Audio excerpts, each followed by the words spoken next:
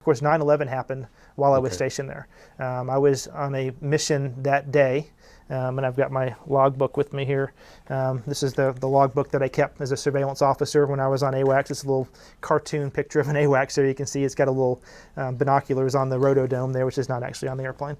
But on the morning of 9/11, 2001, September 11, 2001, I was scheduled for a standard training mission, a home station training mission. As we walked into the base weather office that morning at Tinker, on the TV was the second plane hitting the second tower in New York City. That was the one that was on live television because they had been monitoring the first strike. And we knew, and we were aviators, we understood on a clear day, one airplane, much less two, on a clear day does not fly into a skyscraper in a city. Something was going on. So we continued with our planning, of course. We had no orders to do anything differently. Went out to our aircraft.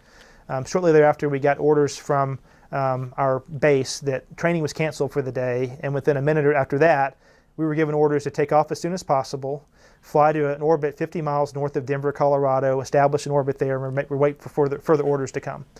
We flew up to Denver, which of course is NORAD headquarters, is in Colorado. We were providing coverage for that part of the country. There were also AWACS off the East Coast and the West Coast, Washington, D.C. There were multiple AWACS airborne in different parts of the country on those first several days. We weren't sure what was going on. We flew that day for 9.6 hours. I looked at my log there until that evening. All we knew we took off was about the two towers hit in New York City. We didn't know about the Pentagon, didn't know about the towers collapsing, didn't know about the Pennsylvania airplane the entire day. We were actually up there chasing down small private aircraft, like a Cessna. They're out there, the visual flight rules, VFR, as long as they say have an airport's range and stay below a certain altitude, they can fly wherever they want to go without talking to anybody. So they didn't know they weren't allowed to fly anymore.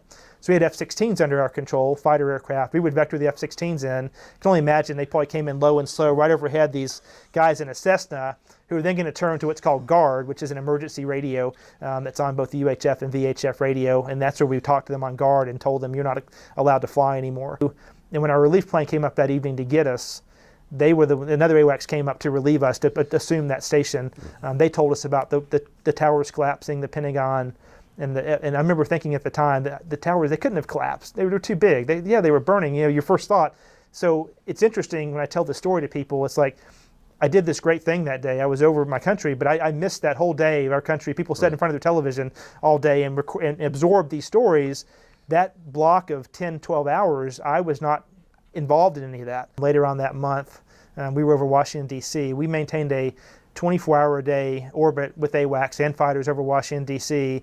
from 9/11. I don't know when it stopped. When I left in May of 2002, we were still flying in 24 hours a day, which meant it was a 12-hour mission. So every 6 hours, you took off from Oklahoma City, and AWACS took off. It was 3 hours to get to Washington, D.C., 6 hours on station, 3 hours to get home.